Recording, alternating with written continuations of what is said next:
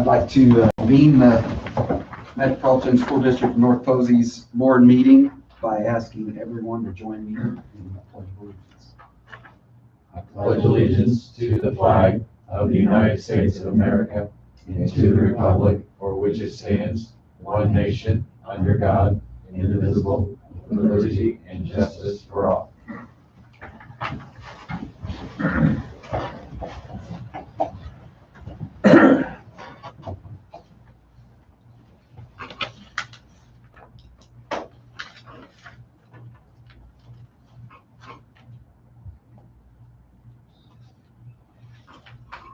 All right, so the first item on the agenda is the minutes, claim docket, and consent items. And I would like to add the Dearborn Life Insurance Company renewal contract that we have with them every year for our long-term disability and our life insurance rates. The only one that changed was retirement life went from $1.20 to $1.32. All right, looking for a motion to approve the minutes and consent items. I'll make a motion to approve the consent items as listed with the addition of Dr. Kent's Dearborn Life Insurance recurring amount. Second. I'll second that. Motion by Mrs. Will, second by Mr. Stock. Any questions or comments, discussion? I think we ought to point out Mr. Kaler's Mr. Kaler. retirement. Oh, yeah. So we've got Mr. Kaler, who spent 22 years with North Posey School Corporation. We'd like to thank him for all his years of dedication and service to North Posey.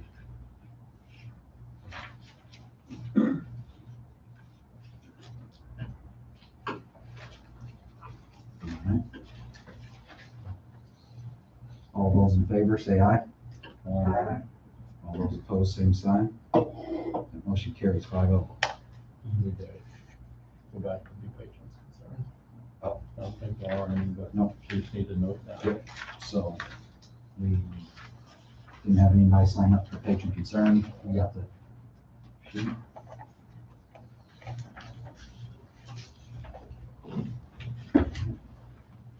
And new business. Okay, so that's still. All right, so we have the recommendation for the board to execute the addendum to the interim employment contract for Michael Galvin, effective August 11th, 2020, and continuing through February 28th, 2021, according to the terms that were in the public hearing on July 27th of 2020.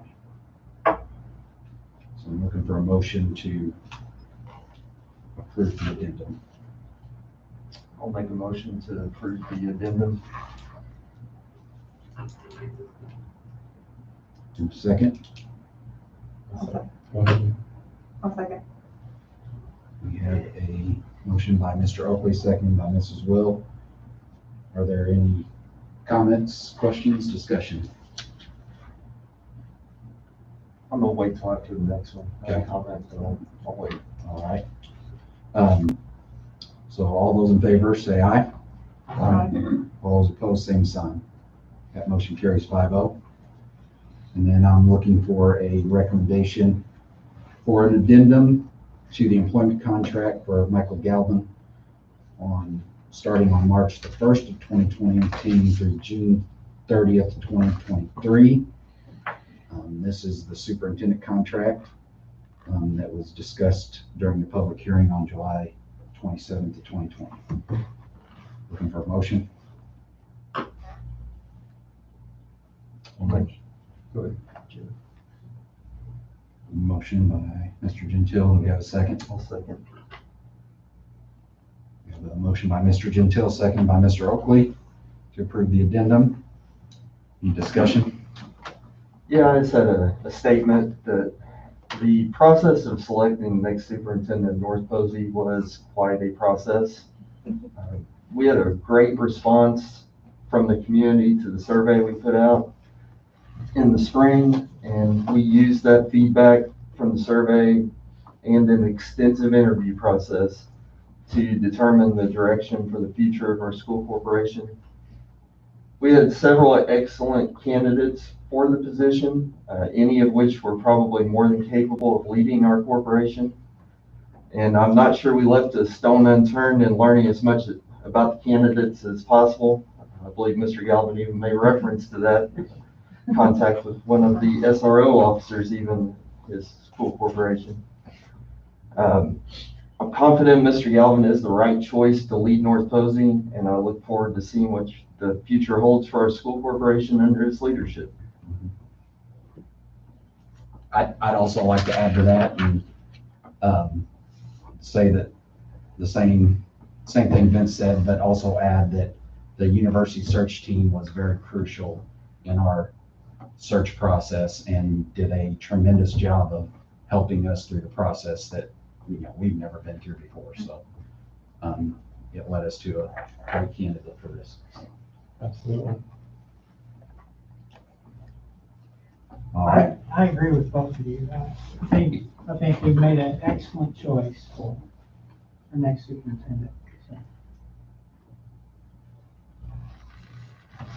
So. All those in favor of approving the contract, say aye. Aye. All those opposed, same sign. Motion carries 5-0. Congratulations. Congratulations. Thank you. I appreciate it very much. Thank you. Here, let's make them sign it. Sign it. I'm about to sign your retirement papers here, right? Okay, so here's the contract. If we remember, we always do this and we forget to sign it, so we're not gonna forget. We're gonna pass them around and get them signed while we're sitting here.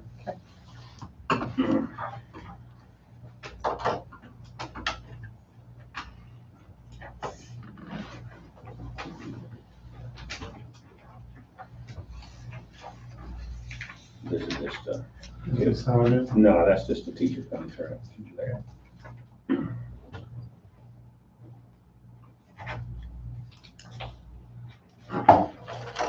Just so you all know, I have a video ready to go out tonight to introduce myself to the staff and parents. I'll be pushing it out to Facebook.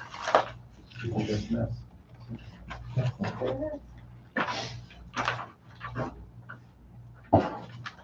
Not professionally done. The 5-year-old was having some fun with it. I was gonna say, our elementary schools can make some pretty darn They good. can, yeah, I've seen those. They're good. They're good. Yeah. They Yeah. do a very good job of that.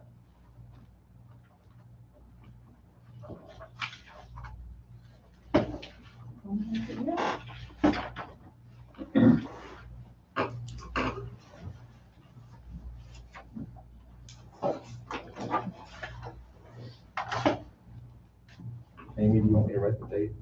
Yeah. Sure. Okay.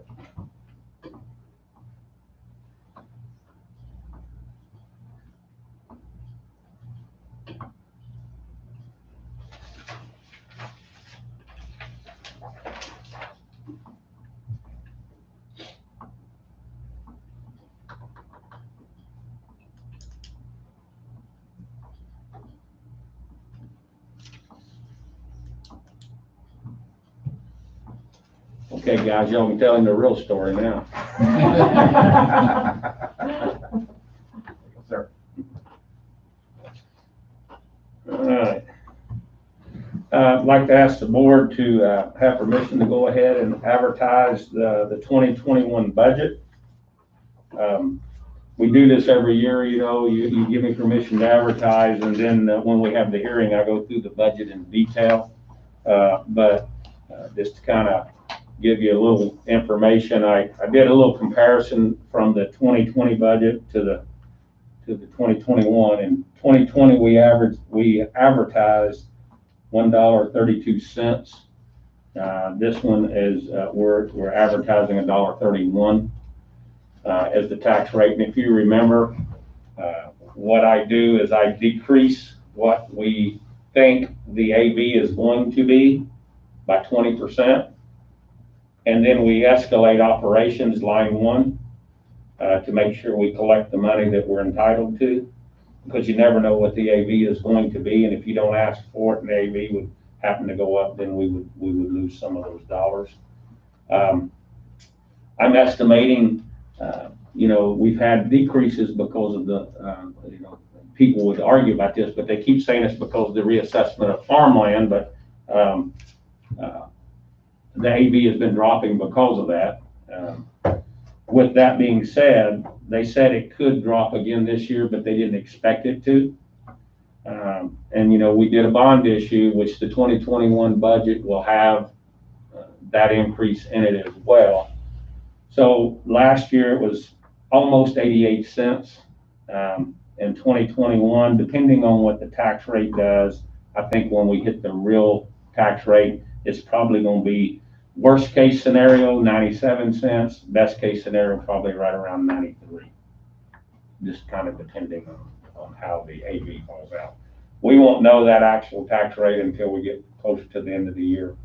And I kind of did that based on that payment. And I played around with the tax rate. We're at 494 million now. In our advertising, we're advertising 390. So, and I played around with it, 494, staying the same, going down and going up a little bit. So that's how I came up with those figures. So that's what I really think it'll probably be, and that's kind of how we do this every year. And so asking the board to allow me to advertise our budget, and then I'll go through it in detail in the hearing. Looking for a motion to advertise the 2021 budget. I'll make a motion, we advertise the 2021 budget. Second. I'll second. Motion by Mr. Stock, seconded by Mrs. Will, to advertise the 2021 budget forms. Any discussion on the item? All those in favor say aye. Aye. All those opposed, same sign. That motion carries 5-0. The Kiwanis gives us this request every year. They're asking to use our property to have the fireworks show on September the 26th, 2020. They have a professional licensed person to do the fireworks, and they will need access to the property before the fireworks so they can set up. But the Kiwanis does this every year, and we're asking permission to allow the Kiwanis to use our property again for the fireworks. Looking for a motion to approve the request from the Kiwanis. I'll make a motion to approve Kiwanis' request. Second. I'll second. Motion by Mr. Oakley, seconded by Mrs. Will, to approve the request from Kiwanis to use the school district's property. Any discussion on the item? I had a question. They do provide insurance paperwork for us. They will, yeah. Yep. The Kiwanis always have, yeah. All those in favor of the item, say aye. Aye. All those opposed, same sign. That motion carries 5-0. If you remember, I've talked to you about Corson a couple of different times. They were trying to lock us into a 3-year contract for our fire suppression and the cleaning of our hoods. And I didn't want to do that because I didn't want to lock Mike into something, that he might want to look at differently. So I kept talking with him. We got him to do a 1-year deal. And so asking the board now to approve the 1-year fire and security service contract with Corson. Looking for a motion to approve the contract with Corson. I can make a motion to approve the 1-year contract with Corson for the fire and security services. Second. I'll second that. Motion by Mrs. Will, seconded by Mr. Stock, to approve the contract with Corson. Any discussion? Are there competitive companies for this, or are they pretty much the only Well, there are competitors. I know there's a competitor business, forgot what the last business, something out of Henderson. And so, Vanguard had it. Jody Cumbie was the local person, and he sold out to Corson. And that's one of the reasons I didn't want to lock into a 3-year contract, because it's probably something, it's kind of like insurance. You need to go out and shop insurance every so often. I think that it's time to probably shop this, and that's why I didn't want to lock him into a 3-year deal.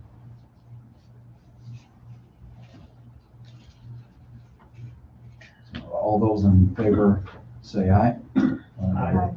All those opposed, same sign. That motion carries 5-0.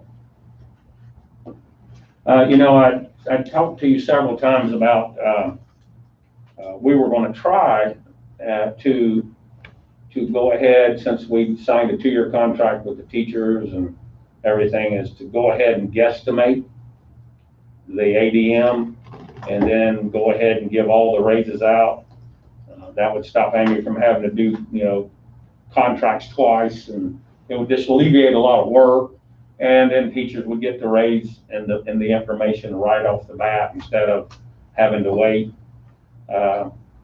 With the volatility, and Mike and I have talked about it, with the volatility of this, that's going to be throwing a dart at a dartboard blind. And I don't want to, we can't overshoot it because the money's extremely tight, and we don't really want to undershoot it and cheat them either. So we've decided to wait on the teachers settling up with the parameters of our 2-year agreement with them, which means we hold up on everybody else. But in the past, we have always gone ahead and done the bus drivers and the cafeteria staff beforehand. And then I'm holding off on the cafeteria staff. As you know, we've just gone through the pandemic and we've spent all our cash reserves. So we just need to wait and take a look at that before we do any additions there. And so I'm coming to you tonight just to ask for, to go ahead and do the bus drivers contract increase. And basically $3 a day is what I'm asking to increase their contract. And that keeps us competitive in the market. It's, their contract's 183 days. So you take that times $3, and we're not talking, and we have 26 drivers. It's not a huge dollar amount. So I think that's something that we can go ahead and do so they can start their contracts off correct. And then I'm asking also to continue our attendance policy that we've had in the past with them, with the, per semester, 0 absences, and then, 1 absence, a half-day absence, like 500, 400, and 300, like we've done in the past. That really, I think, has helped in the last few years since we've been doing that. So at this time, I'm wanting to hold off until Mike and I can look at the numbers, and then we can make a decision on all of the groups, and then apply the income to the ADM, to the teacher contract that we have in place. So at this time, I'm just asking to approve the bus driver rate increase. To give you a little bit of background too, if it's okay, Dr. Camp. A couple of things are playing out in the state. I don't know if you saw that. One of the senators came out and said that according to state statute, that the kids who are on virtual will only 85% funding. You probably heard a little bit of pushback. I think even Dr. McCormick was on national news over the weekend as well. I'll talk a little bit about that. The other thing is like the governor has said, I think we're going to hold steady on budget for this year, but we're really looking and expecting that it will be a flat budget or maybe a reduction in the next biennial. So that's some of the reason why, as we've talked about it, we're really going to have to watch to see what's going to happen in the future. So.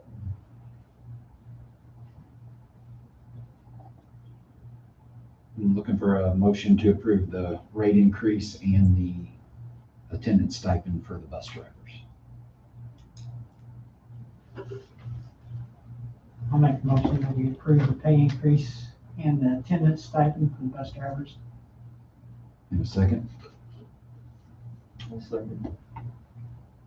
We have a motion by Mr. Stock, second by Mr. Oakley, to approve the rate increases for the bus drivers and the stipend. Any discussion? All those in favor, say aye. Aye. All those opposed, same sign. Motion carries 5-0. Next on the agenda is myself and Jerry Straw are asking to purchase 3 new buses and trade in 4. We will get Bluebird gas buses. They're $92,289 each. And a Type A special needs bus with a lift, which was $78,925. The total trade and purchase of the buses is $256,703. If you remember, we used to have a bus replacement plan when all that was consolidated into the operations fund. You had a maximum levy that you could get, and if we still had that, this is inside that. Matter of fact, that's almost the same amount of money that we spent last year. It's pretty close, and so it didn't really go up for us, especially that we're trading off 1 more bus. We did get a lot for the buses, but as you can see up there, that it offsets some of the cost. And then a little bit of history on that. If you remember, we used to sell our buses, and we had a buyer that would buy them out of Tennessee, but that doesn't happen anymore. But anyway, this is a pretty good deal. We went through the process of using the system that the state gives us, and we have 3 quotes, and these are the better. We like McAllister's and we like these buses, and the other 2 do not have a gas bus at this time, and so this is the way we want to go, kind of buses we've been buying. So I'm asking the board to allow us to purchase these buses. These buses will be in the 2021 budget. So when will the delivery date be? Would you generally get them in the middle to late January? Looking for a motion to approve the purchase of the buses.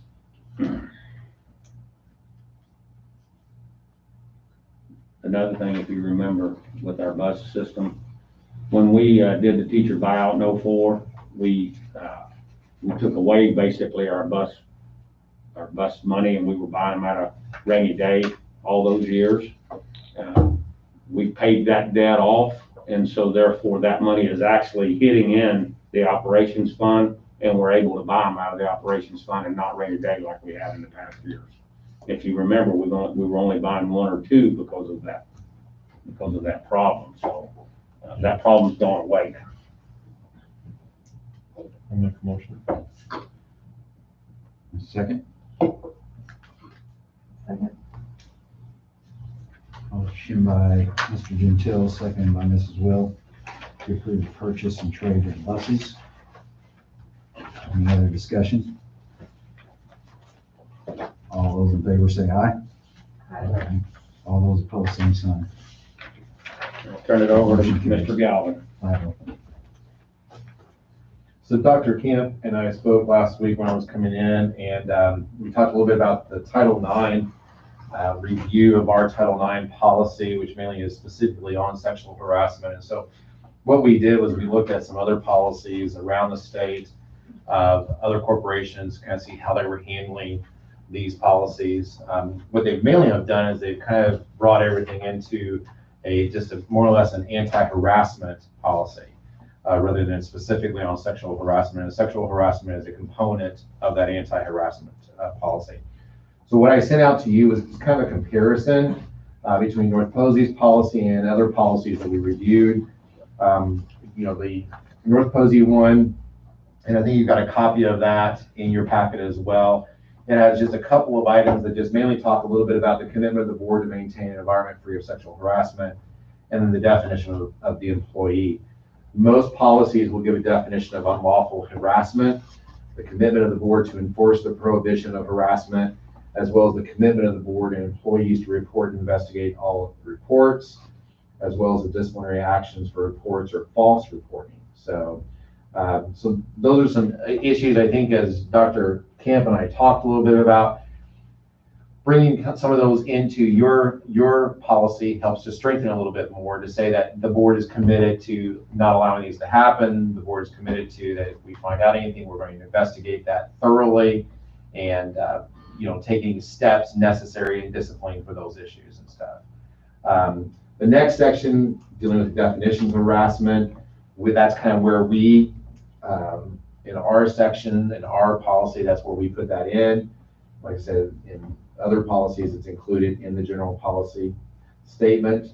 The next one's talking a little bit about violations of the anti-harassment policy. This is talking about retaliation against the person, filing a report, filing a malicious, or it should be, or false report, and failure to investigate a report. And those are not present currently in our policy. So that would be something that we would definitely want to add in. The next items, we have a separate bullying policy, and as we talked, this is kind of something that is just put into the anti-harassment policy, or bullying. So it's kind of incorporated into that. And then these next ones, like we said, we have the sexual harassment one, but then the other ones are not present in our current policy: the race and color harassment, religious harassment, national origin, as well as disability harassment. So those would all be included into a new anti-harassment policy. When we look at our complaint procedures, both, a compliance officer is required to have with that. We have specific steps for reporting the process.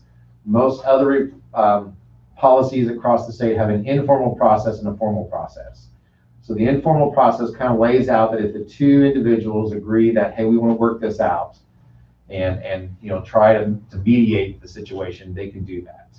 And the administration can walk them through that process. At any time, the person who is filing that complaint can say, no, I'm not happy with this. I want to go straight to the formal process. And they can automatically do that. And then it lays out what that formal process is going to be. Both policies that we have, as well as ones that we've seen, talk about confidentiality as well as privacy, keeping that information. Sanctions for misconduct lays out specific kinds of steps that we're going to take. In other policies, the one thing I do like is the monitoring aspect, because that's a lot of times the issues that pop up. If you have a complaint, how are you continuing to monitor that? Are you assigning someone to do that? Those documentation kinds of things. What steps have you taken? This is always a big thing, the retention of public records, student records, investigative reports as materials. Our policy does not say anything to that. Our policy also does not talk anything about retaliation. You probably heard something about that as far as sometimes on the national news and things, is somebody retaliating against that person who made that charge or something like that. So I think another key thing, and this is something that really serves as a documentation purpose for us and helps us to kind of make sure that we are training and educating our employees on what's appropriate and what's not appropriate. And that's something I think that would be very good. I know usually, and I would assume probably the Brit, which is our insurance company that we go through, they offer training videos, and lots of times they have those videos in there that you can push out to your employees as well. So that's something that could definitely be done. Both policies have notification of the policy to our employees. This is kind of just making them aware of that and pushing that out to our employees so that they're aware of what the policy actually states. So as we talked about it, we would really like to go through and make these updates to it, change it to where it's no longer just strictly sexual harassment, but it's more of an anti-harassment policy. I really like the fact that they're all combined, sexual harassment, bullying, and all the different stages into one policy versus having to go find all these different policies and procedures. They have the same format. It makes it a lot simpler. And so like our bullying and our sexual harassment, we would. You would incorporate those into your anti-harassment policy, and there would actually be specific sections on each of those that would explain to administration or whoever, what does that look like? What is that? Those kinds of things. The bullying one is still required by state law as well. That you may have remembered, I don't know how many of you were on the board a few years ago when that was pushed out by the state. You had to have a policy specifically connected to bullying. So that's why probably at that time it was put as a separate policy. Whereas now what we are seeing happen is it's kind of being pushed into that total overall anti-harassment policy.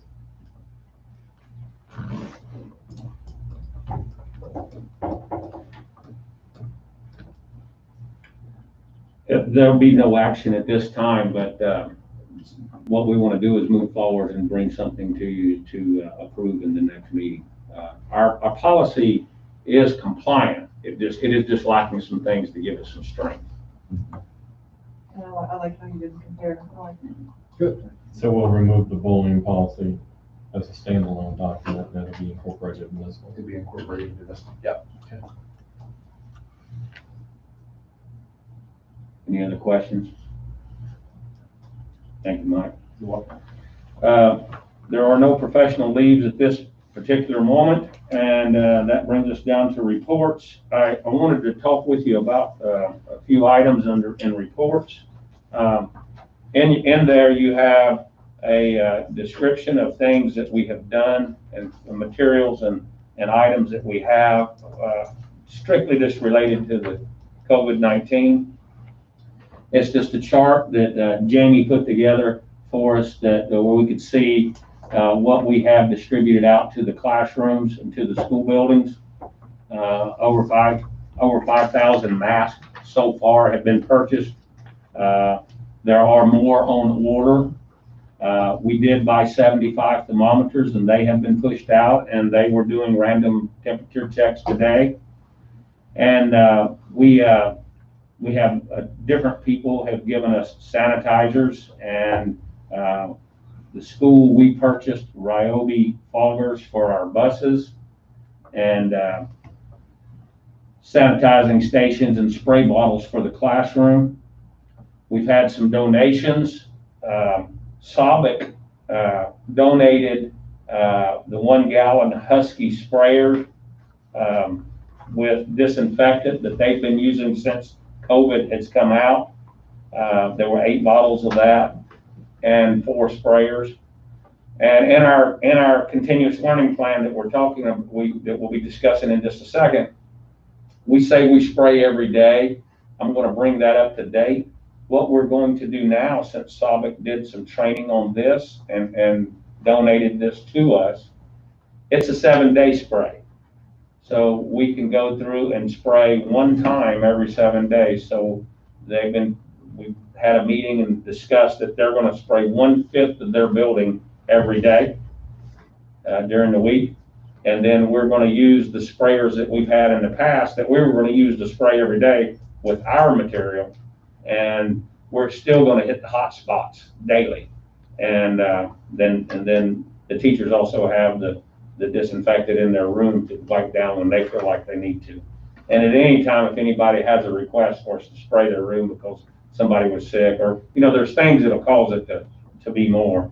But they, Sabic donated all that, and they donated all the things that you have to have, like the gloves and the goggles to mix up the stuff. Also, they donated Lexan for our cafeteria, approximately $20,000 in value. On the back page, Dr. Ackerman supplied mask and sanitary supplies for South Terrace. The Girl Scouts have donated masks for South Terrace. The health department gave us face shields. Nick's company helped Kevin Washmer, who works at Sabic, transport all the Lexan to us. And then you can see the list of people who helped cut all the Lexan, and also the custodians, and Steve Cavanaugh did the cutting at the high school and junior high. And then Country Mark donated $5,000 for the purchase of masks. So there have been other donations as well. And in the next principals meeting, I'm going to ask them to give me the names of those people, and we'll update this list in the next board meeting. But that just shows how people in our community wanted to help us get back to school and as safe as we possibly could. So I really appreciate that. And there's a lot of other people that donated monetarily and supplies as well that aren't on this list, but that's the list as I've compiled it to date, and we'll add to it as we go down the road. The next thing that I want to talk about is our continuous learning plan. We have this posted on the web page, and this is what Mount Vernon and North Posey is working from. And I want to just talk about, number one, I think I have daily written in here. We can keep that, but I'm going to also put in that we have a material that is for 7 days, and we're going to make sure every ounce of our corporation is sanitized every 7 days, and then the extra will be the custodians in the high traffic areas and the areas of need.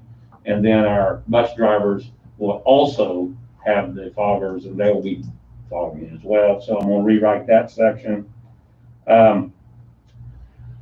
In here, we did not have that PE would not dress, but in my message to the community, I said that because we were going to change that because we were told that's what we needed to do. But I sat down with Marty in the health department, and they gave us some guidelines, and if we follow those guidelines, we can dress for PE. So that will be up to each individual building, each individual instructor, and if they want them to dress, they can dress. Another change that we're not making, but when we sat down and created the plan, the general CDC rule was 72 hours if you had a temperature. They have backed off that to 24. Talked to Matt today at Mount Vernon, and neither one of us feel comfortable doing that as of yet. I'm not going to say that we're not going to do it, but I really don't want to back off of that as of yet. So that could be a change that will come down the road, but neither one of us felt comfortable about making that change at this point. So that's some of the things that we've done for the continuous learning plan. The other piece we've already talked about a little bit is new technology, our webcams and our mics, and the improvements of GoGuardian. Brian Wilson did a video on GoGuardian, and we have teachers that have requested this, so we'll be pushing out those materials and technologies as soon as they come in to see how much easier that helps our teachers. So, and the final thing that we have in reports that I want to discuss now is that Jamie has provided you with the fuel reports and the end of the year fuel report as well. So that's our reports for now, and that's all I have for the board at this time. So on the PE dressing, does that affect our 0 period at the high school? If we kept it non-dressing, they could dress because they would come to school that way. They wouldn't be dressing for PE. So they had that today. I don't think they worked out today, but when we change this, they can work out now. Okay. Yeah. What we put in place was a regiment for cleaning the equipment, and they have to wear a mask. Well, we're making students wear masks moving around anyway, but she said they definitely have to wear a mask all the time in the locker room, and that we should take precautions in cleaning in there more often than just, once a day. So, and we're doing that. I want to commend our custodians too. As I was out in the buildings today, I saw Mr. Denny over at South Terrace. I mean, he was walking around, he was spraying water fountains, wiping off doorknobs and stuff. So I know Cody was doing the same thing as well. So I want to commend our custodians that they're understanding the significance of this, and they're working hard to make sure that our kids are healthy and safe as well as their staff. So.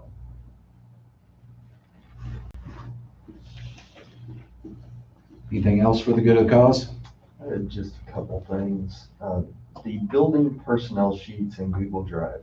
I know there's a lot going on, but at some point in the future, can we get those updated with, the class sizes? It doesn't have to be anytime soon, just number of students in the class. And also the bus staff list updated.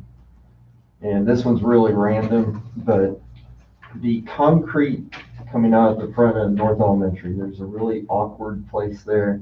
And I happened to witness a few kids trip up as you exit the front of the building. There's like a 4-foot section of concrete and then it drops down to the main level. And you don't really notice that offset unless you're used to it. I don't know if it maybe paint a stripe across it or something, just to where you notice it a bit more. And also wanted to make note that Jerry Miser, longtime employee of the school corporation, passed away since our last meeting. Yeah, that was a bad deal. I think he had been healthy up until he got COVID and then wasn't able to shake it. So I wrote down the building personnel sheets, class size, the bus list, and the step. Okay. I just want to make sure I got it all. We'll have a little tricky spot like that around the new facility as well that will need to be painted yellow. So are they redoing the parking lot at North Elementary, or they're just redoing the roads? They just redid the road. That's what I thought.